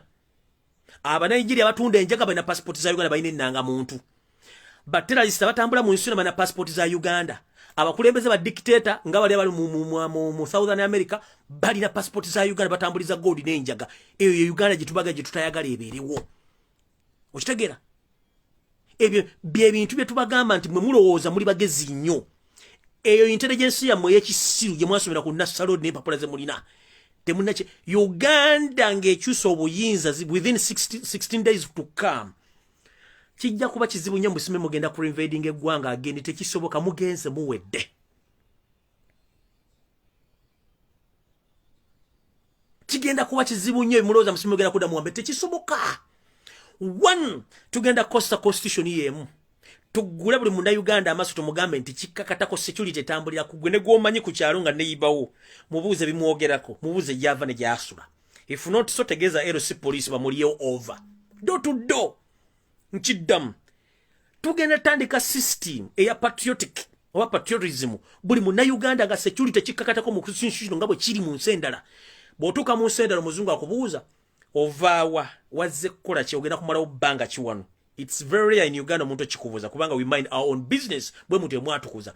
But in the new system we have to ask gwani n'oba oyogera olulimi lwaffe olwala na Uganda tugenda kubuuza gwani ovaawa. Byonna tugenda kudda ku system ya LC wano eyasookawo to identify who is who.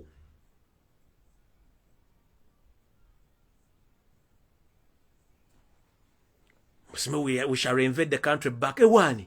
Okujonga zinengale muzije, but we know we've been keeping quiet almost for 30 years. Nga tubala amuloza tetula, we are watching closely. Each and every tuba watchinga. Mwaige nimi muina na masomero ge muina usaidi za Queen Elizabeth National Park je mwate kamasa amasomero mumuchi mu bibira je musomesa abantu mba intruders abaze mubasomese nimi muba byobogera. Oyina n'essomero yennyini ku Kisozi family muyigirizamu abagwira muleta mbasomese ennimi na buli kimu then after nembata nembafuna ebyogera tukimanyi we can identify tubamanyi bulungi nnyo.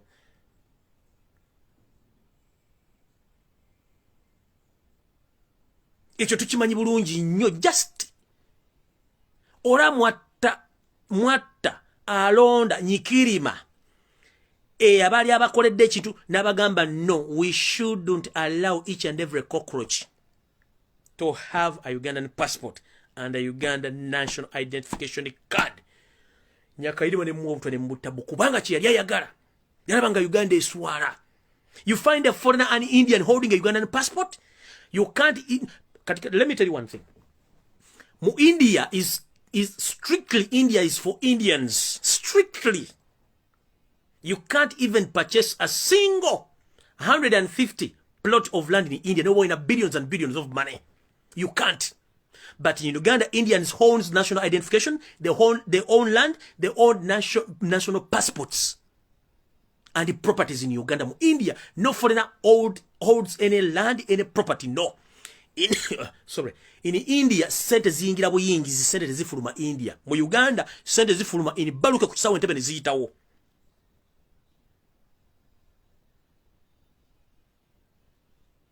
Can any Ugandan nasala n'agendera n'afuna national ID ne passport? Can any Uganda asobola okugenda South Sudan n'afuna passport n'endaga muntu ye Sudan? Can any Uganda can cross to Congo n'afuna national identification ye Congo ne passport? Can any Ugandan cross n'agenda Somalia n'afuna national ID kubanga bali bemanyi? But you find Kenyans and you find Somalians, they have national IDs by the passports za Uganda. Gende Sudan bazidina. Which country is that?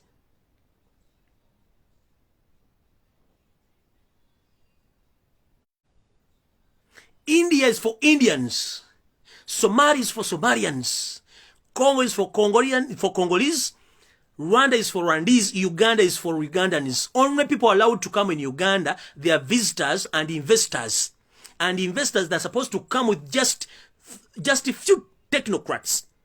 And the period and just a minimum of 3 to 6 months, they are supposed to be entitled to leave the country after training Ugandans in the same positions. Bochiri. But olina ajja okuva China, n'aleta agenda okusiimula ennyumba, n'aleta agenda okwala obuliri, agenda okubeera mu dduuka, agenda okubeera ku store, n'aleta biki byonna bali batudde baki. Kani any Ugandan asobola okugenda n'afuna passport yes China? Kani any Ugandan asobola okugenda China n'abeerayo nga talina bimwogerako? Why these people in Uganda nga tebalina bimwogerako?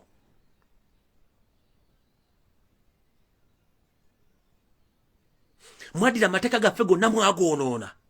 Ofolera n'abeera ne miles of land kudiruki.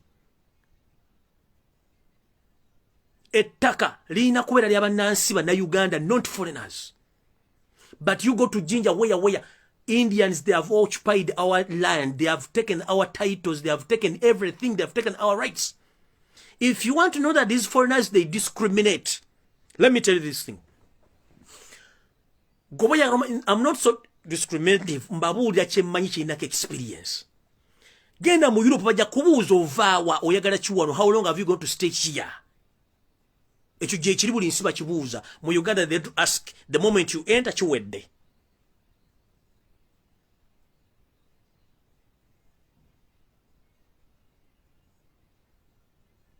Right now, even ngabo njogera kati wano nafunye information internal affairs abasala okugaba passport nabo siba na Uganda ngabo kiri mu ndaga muntu.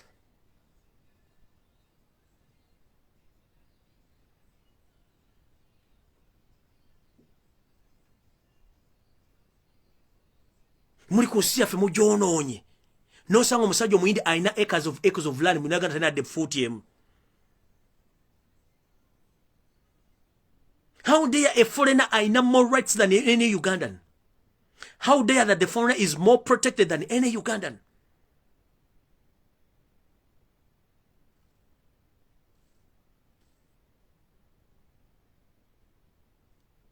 How is it that right now Uganda is divided between the rich and the poor? Atenga ba poor people basasula omusolo. Mutandise n'oteeka amasomero nga gwabagwira bokka. Inunsiki. NC 81 NC abagwira n'abatali bagwa basoma masomero gega mu Uganda abayindi balina amasomero gaabwe. Musoma mbayindi, they don't integrate. If I may ask one simple question, kubamba wa question ne answers entuufu. Banna Uganda bameka balina abakazi abayindi. Banna Uganda bameka balina abakazi abayindi. Oba banna Uganda bameka abakazi abalina abasajja abayindi nga yamuwasa. Namawanga amala mutubuulire. Okujjako nga bakimanyi nti bote bakiwagala kyovana nti batuzaalamu abaana ne basigala awo. Kabere badduga bannaffe, they don't entertain akuzaalamu mwana kyovana mu Uganda katunayo emyaka 2 kuva mujja kubeera mu bwana nga tebutegereka bonna bugwira nyinga bonna Uganda buzaliddomu. Kwe fitulo zante abantu batwagala nti batwagala batusosola ekitu mukimanyi kati namwe kenyini family zammwe ze mugambe ziri empisi ne kenyini mutula mu meeting zammwe nga temutadde mbawanga malla. Era mulaba Kyagulanyi abatwala era mutuuza meeting zammwe z'ababbi. Bebatuna basalo kino kigendo okukolebwa. Kati nao mumanyi baba kutte ntegetege baba akalumu genda kabba. Mutandise okuteeka amajje buli wamwe preparinga mwagala kuteekawo lockdown. Mama Dr. Ruth Achengabo ngatoze. I was expecting this week okulangira lockdown.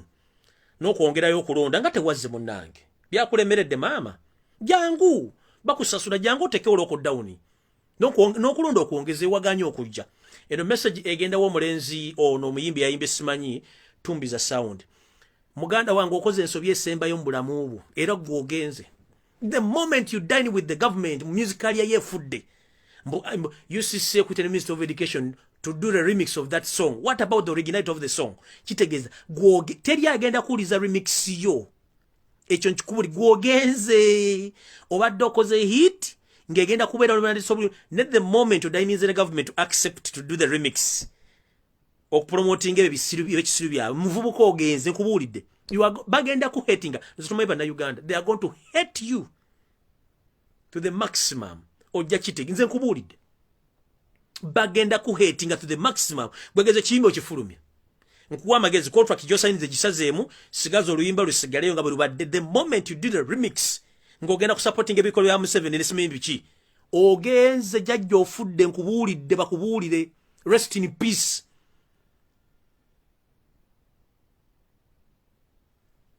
nkubulidde rest in peace kastokirize endagaano ya Minister of Health ne Uganda Communication to do the remix mutumbiza sound mwotumbula bino bigundi munisanyiga 19 baba boy ogenze goyisa okaliya yo gizise oyinza kutada mwadde okubeera ku kivulu kyonna wadde omuntu okudda muno okulira akayimba kakomyawo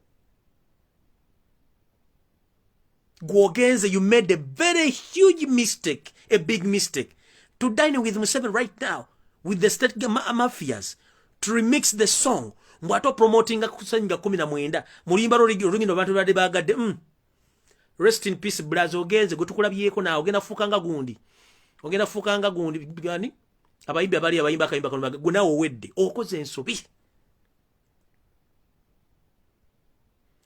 tumbe za saundi ogenzo wedde era boddamu myezi boddamu wiki 3 damu no oluyimba lo ku internet nga lukyaka nze ojja kumpita mula nkubulidde nkuwad watuvira mu kulonda kuno boddamu ne bakulira ko mboyimba gumvubuka gobo ogenzi just 2 weeks was it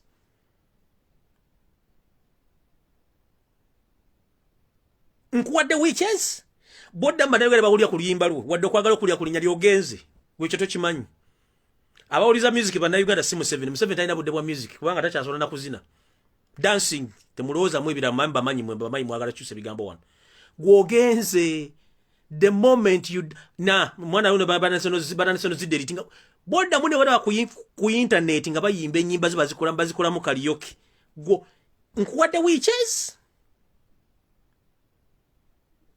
oba ogenze kiwedde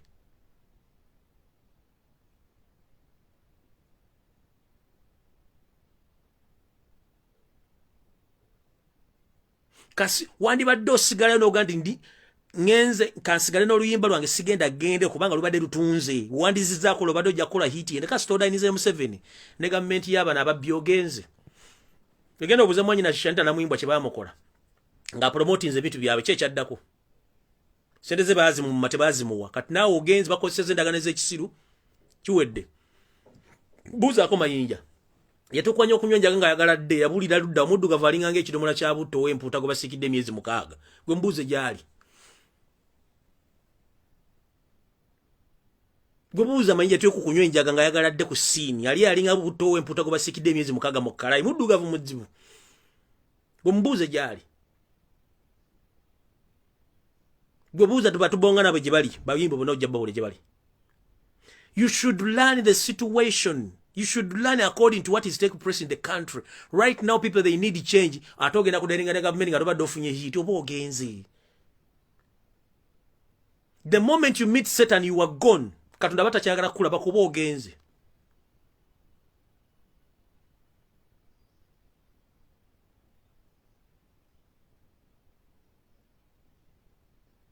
olide Uganda enyuma Uganda zabo nga sigwa omusima Uganda zabo nga sigwa okolaki nga sigwa omusima kati mukulu tumbiza saundi kati saundi egenda kuvumbeera ojja kutegera kye bayita banda Uganda obazanyise baba bakoye muna Uganda aba yakoye buuza Joseph Tabasira mutanu wakalekeza kuwadde contract kye bamukola gobuuza kye bamukola ojja tegera banda Uganda nti bakowe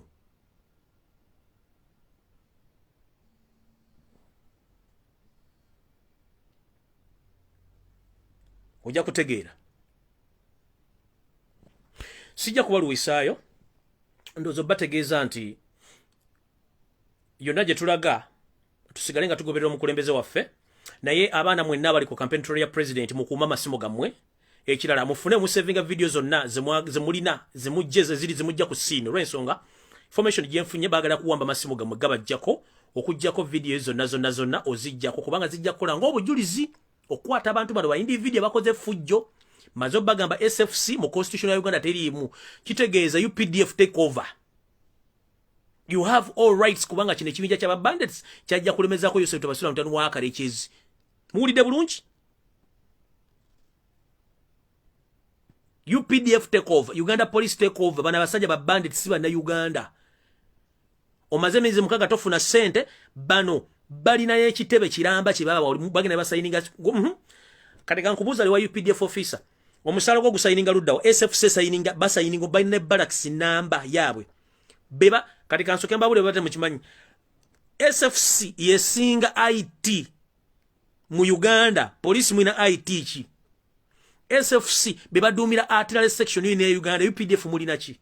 SFC balina the modern weapons mulina ki. AK47 bazi bajja kumwina batoon. SFC yesinga okufuna omusala maje ga Uganda na allowance bakolera ku contract. Mumukolera ku contract nedda. SFC bafuna leave, UPDF bafuna leave nedda. SFC bemuulya bemule bakaabo bebasinga okubeera buli omu aina kyalina okufuna after their mission gofuna kite kiriiwo. SFC balina buli omu aina national identification eye Rwanda ne Uganda ne passport bazirina anytime they can vacate gogenda sigala wano. The entire UPDF 70% bana ba UPDF telina passport. SFC 99% balina passport. Watch them wina passport. SFC balina insurance, health insurance. Owa UPDF no police olina health insurance okola mulimu ki?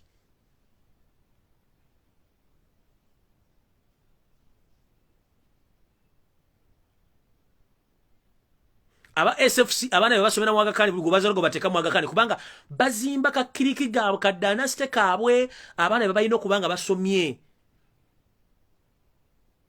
mu abamu basomera luddawa.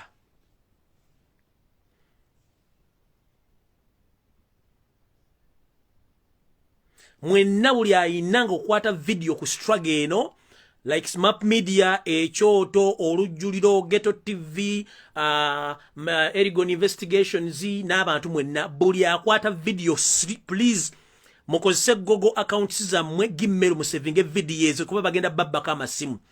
It is easy okuretrieving ebintu bene bikomawo naye bagala biba tolo kubanga bana basajja batyo basi bakati mbasaba n'ekikuno buwombeefu please buli page yonna musevinge videos kuba tuzeyetaaga naye nga mmanyi nti babanoonya.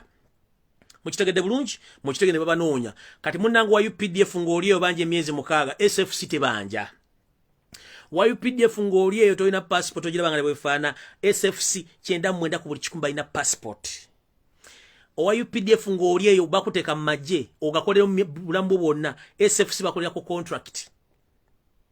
Aba SFC bola bagenda for further training, further studies. Gwoli mu UPDF myaka ana togenda nko ku further tosabanga ko wadde okwongera okusomesa bano basoma.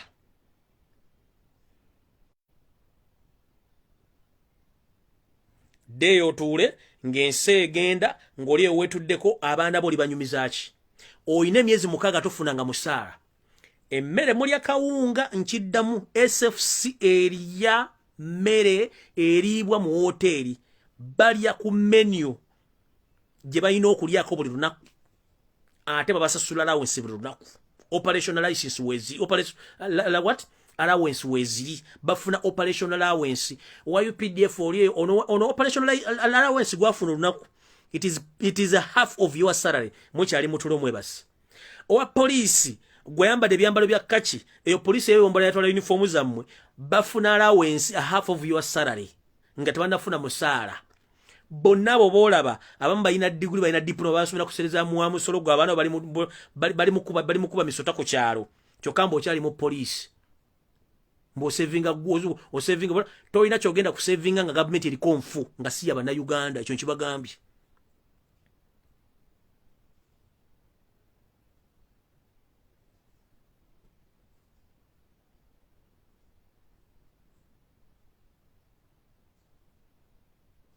Kitegera kati ndowooza njagala mbate naye nga omukulembeze waffe bambi tukusaba n'ekitiibwa please sigazaaki enkofiira yaffe gisigazeeko togijjaako ebeereko ne element tevaako bisigadde tujja kuba tubyogera okujjako nakyenjala obbagamba gindako mbale wano nga sinnafundikira nakyenjala obbagamba wano.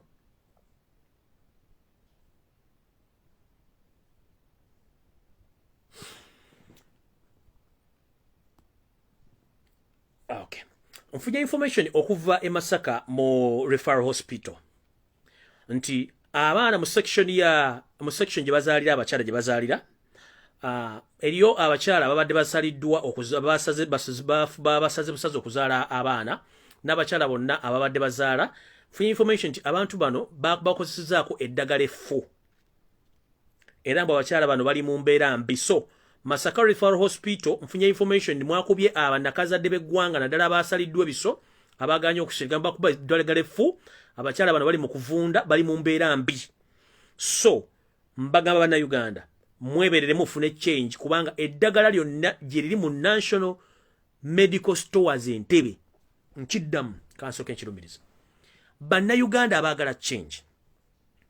Uganda National Medical Stores esangibwa Entebbe buli mwezi buli mwaka eyingiza eddagala okuva mu international pharmaceuticals erimu balituwa lyabwere erimu tuligula buguzi ku sente z'omuwa musolo. Eddagala eryo terituuka mu malwaliro gye lirina kutuuka.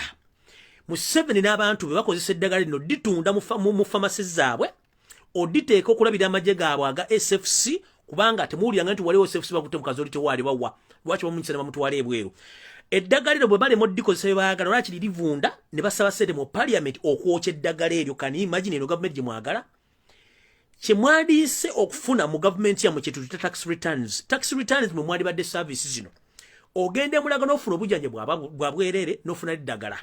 Abaana balina okusomera ku bwereere okitegeera. Amafuta oyina okugafuna ku ssente ntini nnyo. Amasannyalaze essaawa zino okusinza ku masannyalaze agali mu Uganda buli muntu yandibadde afuna unit y'amasannyalaze nga unit ku siringi 200. In fact yandibadde nga service fee.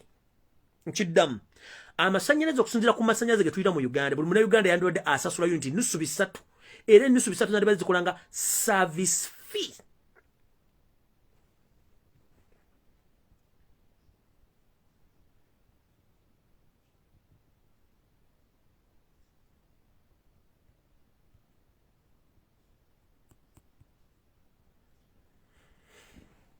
Kati mwabe Masaka mwakubye abakyala b'embutabaza ne bakuba eddagala effu kati mugenda kitegeera era mbasaba buli muntu yenna mulwadde mu Uganda bw'obanga oyina omukyala nga mulwadde oba nawe oli mulwadde kennyini mulekera mugende mwegulira amadagala ku pharmacies ezisinga obungi. Eddagala balina ffu information gifunye okuva e Masaka. Abakazi nga 8 bakubiddwa eddagala effu bali mu kufunda era bagenda kufa lwa ddagala ffu.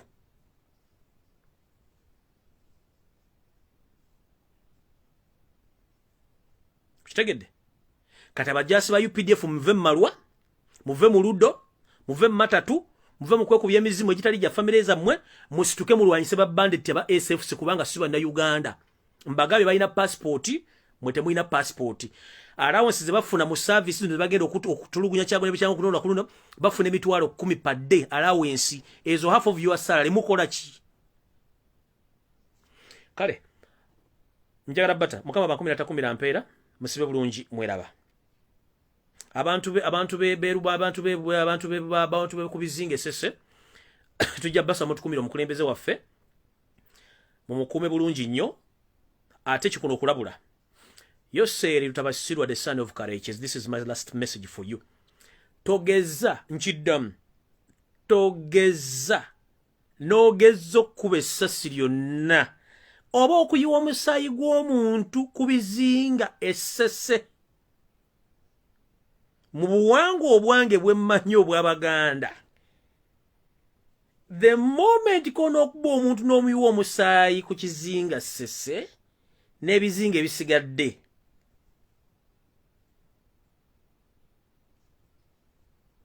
sijja kikulambulule naye kugambe togeza n'okuba omuntu yenna essasi nayiwa omusaayi n'otta omuntu ku kizinga ssese ku kyemmanyi ky'otamanyi ojja kuba okeetyabidde akalimu obuwuka olusekese olumanyi olimu obuwuka gwegeza okuba omuntu yenna essasi ku kizinga essese omutta oba oyiwa omusaayi ojja kutegeera ng'empobwe zaakuddukako n'emisambwa gwegeza oyiweyo ojja kuwulira.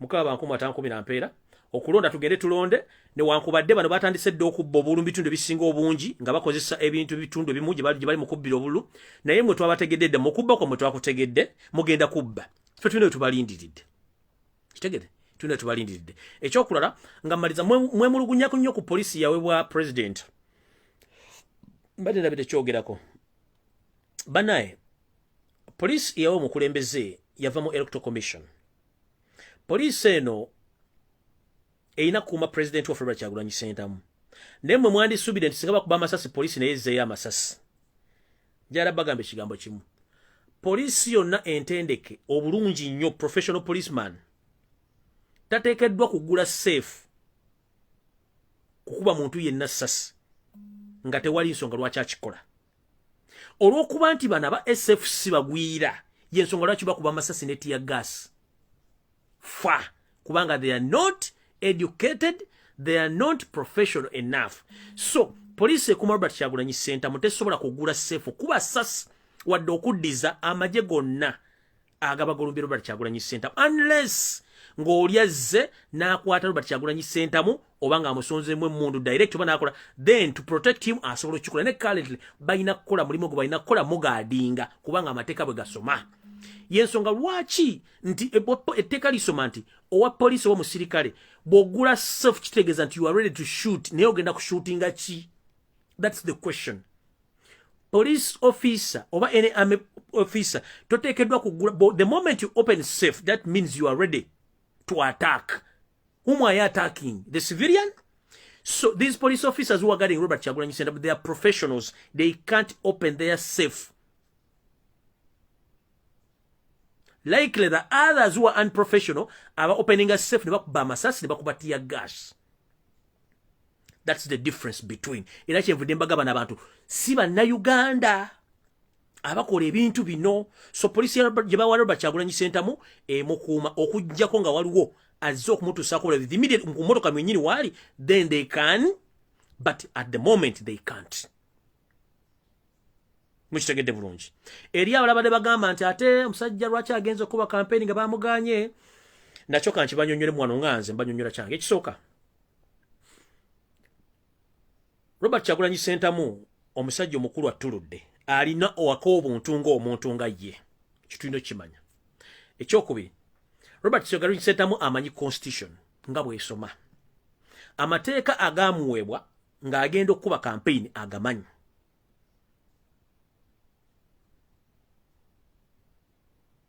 bwe yali ajja mu bukulembeze yagamba njagala kulabisa gavumenti ya Yosef Tabasula mutalo gwa Karekyezi nti badde bakola emyaka 35 tebiriyo bibadde bya kiyaayi olw'okuba nti electoral commission tennamugamba nti campaign baziweze officially bazijjeewo Robert Kyagulanyi Ssentamu he has 100% rights to continue with his campaigns but provided he protect himself from the attacks that means he keeps on his element and his bulletproof so aina right ogenda okuba campaign so let Yosef Tibahaburwa and his entire mafias do what they think it is best for them. Mwande yanguiza okugenda nga n'obudde tebunnaba. Nkiddamu wandikola ekintu okulumya gundi n'owunzika ng'oyambe muyambe ekkiriza. Mwakubye Ashraf essasi ne mutta Frank but the death of Frank teyalese Masaka kyekimu. Aba NRM abakyuse kusukuta kwa Frank abayitirivu. Okubwa Ashraf essasi kyakyusiza bannamawulire bonna abasinga obungi abadde bawagira gavumenti ya Yosef Tabasula mutano wa Karekyezi both local and international nkiddamu okutomera then okwa Ashraf ono gwe mutomedde olwale kikyusiza abantu obwongo bungi nnyo ekirala the more police the more SFC keep on tear gassing people but innocent abatawulirako tear gas it doesn't add more votes on Yosef Tabasula the son of Karekyezi kikendeza bukendeza bululu. The more panic situation Museveni shows to Ugandans, that means you have not been a leader. You have been a misleader. Tosobola kubanga ofuze emyaka 35 nga you are just in a panic mood. So Museveni, you need to revisit your panic settings. Every phone has a setting up. So Museveni, please go and visit your panic setting to reset yourself before it's too late. No Buyinza for 35 years, but you are panicking as if you have been in Uganda just for weeks. Oh, shame upon you. You have army, you have money, you can't even follow laws even for 1 week. Nchidam. Museveni for 35 years, you are panicking as if of the Uganda for 15 days. Visit your panic setting before it's too late, because panic egenda kuletera disaster mbulamu ojo tajja kwenyumirizamu.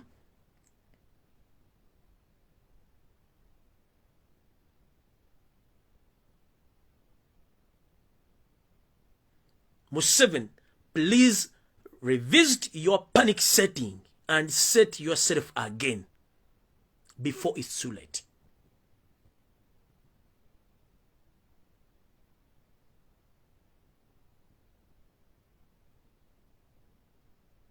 Every phone has a setting. Every laptop has a setting. And Museveni, you too, having a panic setting, go and revisit the panic setting and reset yourself. Don't panic too much. You've been in the power for 35 years. Why do you panic? If I may ask, why do you panic? First and foremost, the constitution is well documented and well arranged. Amateka gonna gari well arranged gasoma bulungi. One, if I may ask, in courts of law, ngogenda okwerangira nti go wangu dakalu, bagenda kubuuza amaje ga UPDF ne MITA ne SFC gali gakola ki mu kulonda, okuba abantu emiggo, okutta abantu, okubatomera. Bajja kubuuza mu mateeka agafuga Electoral Commission byali munti no angazi. That means already you're wolfing your penalty. Blocking Robert Kyagulanyi Center from attending his rally campaign rallies. Already mumenya amateeka ezensonga weziri. Owulira, abantu bakafa mu rally zino zonna nga police majege gabata SFC records weziri. Already mwekuba goal. Mukubye tear gas, abantu batandise okufuna samples za chemicals. Already records weziri. Mugenda kudda wa.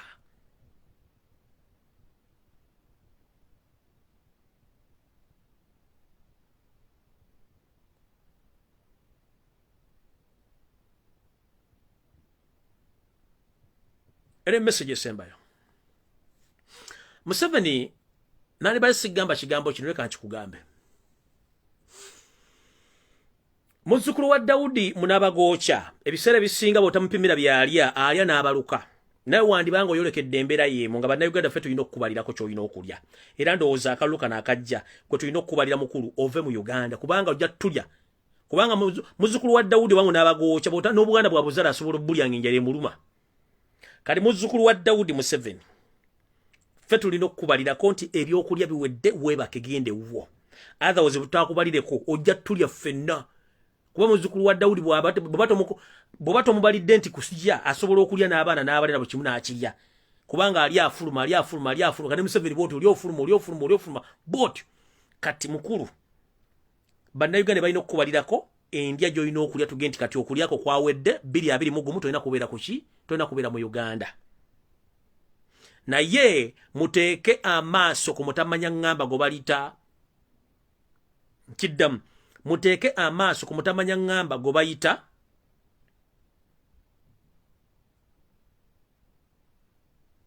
Henry Tumukunde. Muteeke amaaso ku Henry Tumukunde. All eyes on Henry Tumukunde, the hyena. Henry Tumukunde official today have nicknamed you the hyena. Because the hyena doesn't hunt, it's the lion or leopard which hunts. But ever, the hyena stays near the lion. So Mr. Hyena, Henry Tumukunde, we are watching you. All your movements to zero. Mukama bakumira takumira pera mwedaba.